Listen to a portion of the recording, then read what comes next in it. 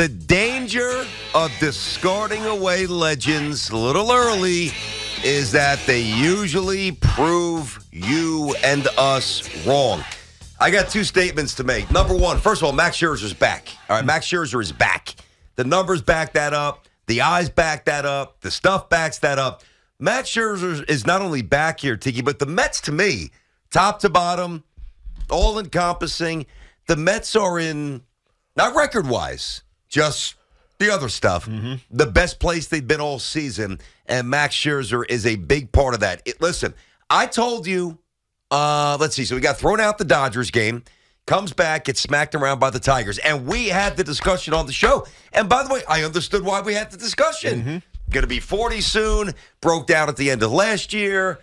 Stuff-wise, didn't finish the season with the Dodgers the year before. We know the path that Max has had, eventually winding up in Cooperstown. But we got older Max. We didn't get prime Max, okay? And when you're that old and the results go a little south and the stuff is seemingly eroding, it's easy to deduce that this guy's done. Or, certainly theorize and discuss whether or not player X is cooked. And I said then, we took calls and they said, come on, Tierney, Scherzer's done. Give it I said, nope. I said, what this guy's done, the respect that I'm going to give him, the respect that he's earned, I am at least taking one more month. Get yourself healthy, deal with the suspension, come back and let's reevaluate. Well, it is reevaluation time. And unlike many of you, I am very happy that for once I exercised an ounce of prudence and I didn't bury somebody, because Max Scherzer not only isn't done, I think Max Scherzer is about to beast. He was, at one point this season, 5.55 ERA it was, and I think it was right after the Detroit game. And in your mind, all you're saying is, man, I hope he's not done. Because it would have been easy to declare him done. He's washed. He's going to be 39 in November. He has nothing left in the tank. And no matter how hard he tries, he's not going to stay healthy. And right after that, he started pitching real well. Against Washington, 5 innings, gave up 1 run. Against Cleveland, 6 innings, gave up no runs. Against Colorado, out in Colorado, 7 innings, 1 run. Yesterday against the Phillies, 7 innings again with 9 strikeouts and gave up 2 runs, one of them unearned on the Francisco Alvarez throwing error. And it feels like he's back. When I look at this Mets team right now, we have seen 3 consecutive ace performances on the hill. Kodai Senga goes out and gets 9 strikeouts, obviously all against the Phillies, sweeping them. We got it from Carlos Carrasco. He goes and gets deep. All of them 6+ innings, 7 innings. Some of these guys, we know what happens when the Mets get 7 or 6+ innings with their starters. They are now 16-0. Max Scherzer follows suit, has an unbelievable performance yesterday, despite the early, little bit of a crooked number in the first inning, firing 96 mile an hour on the gun. BT, we haven't seen that in a year, maybe longer. It was good to see. He was great. Tipping 96. With all of that said, because you got to feel good. Sanga's going to go on short rest, or at least normal rest on Sunday, supposedly. You've got to feel good about the Mets. But with all that said, I still can't quite trust Max Scherzer because of what we saw at the end of last year. And at the end of last year, we all remember it.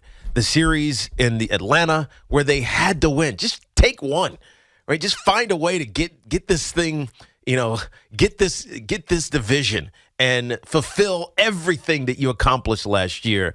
Instead, they went down there. DeGrom tried to throw 100-mile-an-hour fastballs for 6 straight innings. Got teed off on. Scherzer was bad as well, and then he gets in the postseason and it's a complete implosion. All because of health, all because it's a long, long season. This little gap, this last 4 starts for him feel amazing. But there's still a little bit of distrust here. And it's not because I'm hating on Max Scherzer. I got you. It's because the reality of a long season, and I don't trust him to stay healthy, and I don't trust him to be that player that he was previously with the Nationals, even with the Dodgers in the postseason. Doesn't have to be. I got to see that Max Scherzer before I say I love Max Scherzer. He hasn't earned it yet. Okay, he hasn't earned it here. He hasn't earned it here with the Mets. Well, he's earned it everywhere else. Yep. He hasn't earned it here with the Mets. Well, let me challenge you on that. I understand we could all circle and put a little asterisk next, and it's not a little asterisk. I mean, obviously, I get it. The Braves series, the Padres playoffs, nobody's going to forget that. It didn't go well. Nope. But a pitcher generally makes 32 starts over the course of a season, 32, 33, right? Top of the rotation, fully healthy guy. With the Mets so far, Max Scherzer's made 32 starts, all right? Forget about record. That's a byproduct of what's around him. But he is 16-7. Okay, whatever. 2.5 ERA and a sub-1 whip. Now, I'm not saying that you got to go and, take all your life savings and drop it on a futures bet that the Mets win the World Series or that, Scherzer wins the Cy Young. Show the man some respect, though. Well, I'm not talking about you. But the way he was discarded by people, and I get it. I mean, we jump the gun and we're passionate, and sometimes that passion is misguiding. Understood, and I'm obviously guilty of it as well. But with him, this is one thing that I can safely say. I was preaching patience. There's certain guys that just deserve the benefit of the doubt. Listen, we talked a lot about Anthony Volpe yesterday. At the end of the day, while I trust him and there's no way I'm sending him down, neither would you, I don't know that Volpe's going to be a 7-time All-Star. I understand Peraza's got 10 bombs. He's hitting 360 down in AAA. I get that. I don't know if he comes up here, if it's going to translate. I think it might, but I don't know. I don't know what Donaldson's going to do when he comes back. I don't know what Stanton, if he's going to I don't know. But I tell you what, the guys who answer the bell year after year for well over a decade and a half, who are professional and who are wired the right way and who take their craft seriously and who have borderline elite stuff still, and a lot of the numbers most recently tell us that Scherzer's stuff is still good, I'm not turning my back on that guy. Just like if Garrett Cole loses 3 starts in a row, I know he's younger, I'm not turning my back on Garrett Cole. Greatness deserves a little wiggle room to figure things out. It does, but let's not forget the circumstances that Max Scherzer is here under. This is different than when he was with L.A. This is different than when he was with the Nationals, even Detroit. It's different. Max Scherzer was brought to the Mets to be a mercenary ass kicker. And they won 101 games, second most in franchise history, his first year here. But 101 games get you nothing. True. It feels good. True, but it feels good. But and for the Mets, by the way, you won 101 games and didn't even win the division. I hear you. That's not their fault. I know it's not their fault. I guess it is somewhat, Luke, because if you played Atlanta better. It's the reality. But we can't minimize 101 wins by the Mets. And that's not a shot at the Mets. The Mets never do that. I'm not. Okay. I'm not, because you're usually used to 78 to 85 wins if you're the Mets. Yeah, so, yes, he helped him come to another level. But he was brought here making $43 million a year to be elite and to be great in the postseason. Great down the stretch, which he was until the Atlanta series, and then great in the postseason, which he absolutely was not. Now, he was battling injury. But when you're 38 years old last year, going to be 39 years old this year, that is a real concern. And so I'm not saying I'm hating what Matt Scherzer is doing. I actually love the fact that his last 4 starts have been elite. 7 innings in both of the last 2. And we know what happens. We've said it multiple times over the last 3 days. When these Mets starters get to 6+, they win. It's as simple as that. And especially against the Phillies, who they've dominated over the last 2 seasons. But the reality is that we still need Max Scherzer to be that guy when it matters most. Not on June 1st, like it was yesterday. I know it's June. It's still the Phillies. You're going for the sweep. Matters most. Okay. All right. 877-337-6666.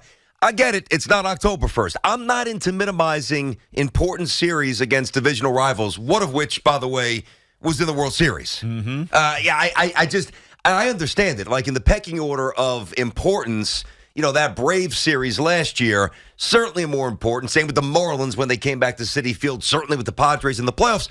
Those are much more important than, at the end of the day, what's a largely innocuous series in May or June against whether it's the Marlins, the Phillies, or whomever else. But I think yesterday was really, really, really important for the New York Mets on so many levels. The Scherzer angle, you know where I stand on that. I think he's back, and I think he's ready to go. He looks like it. He does. I think he is really, really ready to go. Back-to-back 7-inning outings. He's had 17 strikeouts and 2 runs in the last 2 games. I know you gave the number before that, and even the game before that, he was good, where he went 6 innings, and he was very good. Well, you know his last 4 have been unbelievable. Yeah, his just the ERA Tigers game when he was 20, rusty. I'm talking his last 4 starts. No, I know. Yeah, you're right. The Tigers game was that May? He went 3 to 3rd, May 3rd or May 13th. Whatever it was. I think it was May 3rd. First start of May, he got banged around. But since then, his ERA is 1.08. He's dealing. 28 strikeouts, 4 walks, and I think, 2 runs? Well, he's given up 2 earned runs in his last 2 starts with the 14 innings. But, again, I feel like yesterday's win, the symbolism of it. Now, it literally counts for a singular win. I understand that. I get it. But again, boom, you throw another shot to the Phillies, smack them like the gnat at the barbecue. Phillies can't beat the Mets. The last 23 times the Mets and the Phillies have played, the Mets have won 18. All right, maybe the Phillies will regenerate at some point. I know they're a little bit banged up, whatever. But until they do, I'm not particularly worried about the Phillies if I'm a Mets fan, number one. Number two, suddenly the Scherzer stuff is what it is, but like you can't wait to watch Kodai Senga pitch. Yes. You can't wait You're because right. you don't know what's coming. Are 11 strikeouts coming? 12 strikeouts coming? 9 whiffs coming? You getting a perfect game? Like, what's going on? I don't know. I don't know. I mean, I'm not saying anybody's going to sit there and, buy walk-up tickets like they did for Dwight Gooden or one of those studs back in the day when Carrasco's pitching. Oh, yeah. But you know what? Just be functional. He's showing signs of being functional. And all the things that we screamed about for the first month or so of the season. Call up the kids. Call up the kids. Guess what? They're almost all here. Now, I know they don't always play every day. I get that. But he's tweaked the order. At one point, Beatty was batting 8th and 9th. Now he's in the 5 spot. I know Alvarez was dropped back down to 9. That bothered me yesterday, but he's had a couple of games in the 2 spot. To me, and they've been higher than 3 games over 500 so far this year. But to me, everything stated, this is the best. This is the most believable for me that the New York Mets look so far this season. And it's because of Scherzer. Scherzer got rocked. I would not. It's the opposite. It's like, well, I feel good, but how good can you really feel when your ace gets rocked? No, you got to start feeling really good about this, and I think you do. 877-337-6666. All right, let's get these calls, Teak, on this Friday. Oh, yeah, what's going on, everybody? How are you? Forgot to say hi, Teak. Yeah, we're so ready to talk baseball. We're inside of our Town Fair Tire studio. Our friends at Town Fair remind you that you always get the guaranteed lowest price on name brand tires from Connecticut to Maine. Nobody beats Town Fair Tire. Nobody. I'm in on Scherzer. If you tell me he wins the NL Pitcher of the Month for the month of June, wouldn't stun me. He looks like he's back, and that is awesome. All right, Mike's in Massapequa. First up, let's see if Mike shares the enthusiasm. What's cooking, Mikey? Hey, guys, how are you? What's Okay, happening, Mike. dude? Never thought I'd love a show as much as I love Joe and Evan. You guys are my time slot to listen, but I've really come to love you guys. Thank you, man. Appreciate it. Thanks, man. Okay, so listen, guys, all due respect, neither one of you are Met fans. And let's I'm a have Met Met appreciator. Hold on, Mike. I am a Okay. Met appreciator. But we're not Met fans I'm to his not point. like We don't BT live and die with them. that grew up with I live know, and die I know you Yankees, guys but I front do bias, appreciate I get them. Hell, I don't know if you guys know this story. BT knows it, but I have never. When we went to the Super Bowl in 2000 and 01, I threw out a pitch for the Mets. Yeah. You remember? I told Hopefully you it was that better story? than Garrett Wilson's. That was actually pretty good, I think. So, Was it? I mean, I have an Find some footage of appreciation that for off. the Mets. I have appreciation Good. for the Mets. I hear you. Okay, the Met fan is still hurting from when Tom Glavine went out and gave up 7 runs in the first inning. Against the Marlins. We don't Get do over it. well Don't want to with get over it. championship pitchers. Get Yeah. over it. We don't do well with championship pitchers that come over. Get I'm more over on- it. He can't. All right, I'm He more can't on- because Scherzer was 7 hits, 7 runs, and 4 2/3 Guys, last year against I San hear Diego. That's why. Look, I'm more on Tiki's end for this reason. I think the actual pitcher to be better in the spot when the Mets need them is Verlander, because Verlander had that stretch where he didn't pitch at the beginning of the season. Yes. I'm telling you guys, Max Scherzer was great last year during the season, and this guy had a dead arm in the 3 biggest starts we needed him for. The money starts, he had nothing left. So I actually think the suspension was a good thing. I think with Scherzer, you've got to not let him bulldog through injuries. Yes. I think if something's tweaked with this guy, you got to sit him down and tell him, Max, we need you at the end of the year.